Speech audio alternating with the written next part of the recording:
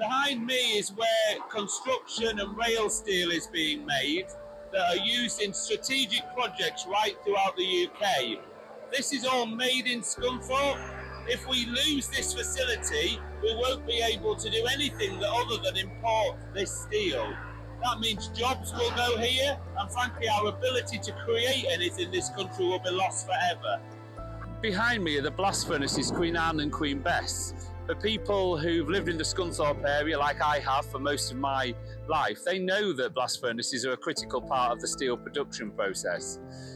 If the government decide to close down these blast furnaces, that means thousands of jobs will go in the local economy, and it'll also mean that we won't be able to make virgin steel. I believe the government need to put their hand in their pocket, and they need to support jobs in the Scunthorpe community and keep these blast furnaces going. It seems inconceivable when Germany and France, our neighbours European countries, are still prioritising the ability to make virgin steel in their countries, and yet we still seem to think that it's the best thing is to get rid of them, particularly if we do transition to green steel. It could take up to 3 years.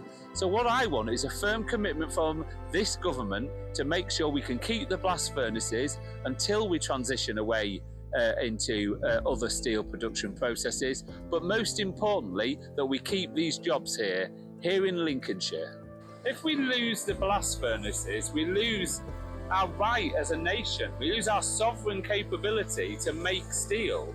What we need here is to keep our blast furnaces. If we don't keep our blast furnaces, then we risk buying steel from across the world, which seems perverse to me, that buying steel somewhere else to ease our carbon conscience. We're much better off keeping jobs in this community here in Lincolnshire and then using this as a raw material and being able to make wonderful steel that we can then ship right throughout the world.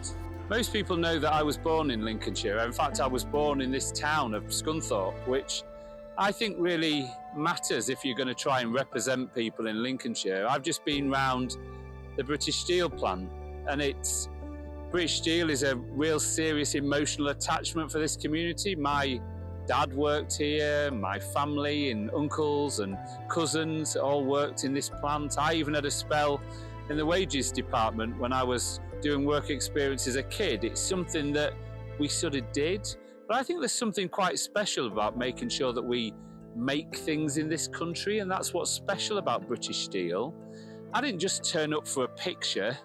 I live in this community and I want us to keep making steel. I don't want the government to risk our futures by turning off blast furnaces. I want us to keep making virgin steel in this town. We'll keep jobs here, we'll make sure we can service our markets, we can be making steel for construction and rail, we can continue to make other quality product as we have done in Scunthorpe for generations.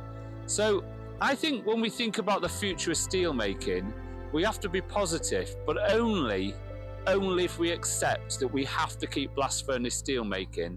That's the only way that we can keep a brighter future for Scunthorpe, but I'd say for the whole of the country, because importing steel means higher costs and it also means inconsistency of supply, and that's not what we can afford to have if we're going to grow as a nation.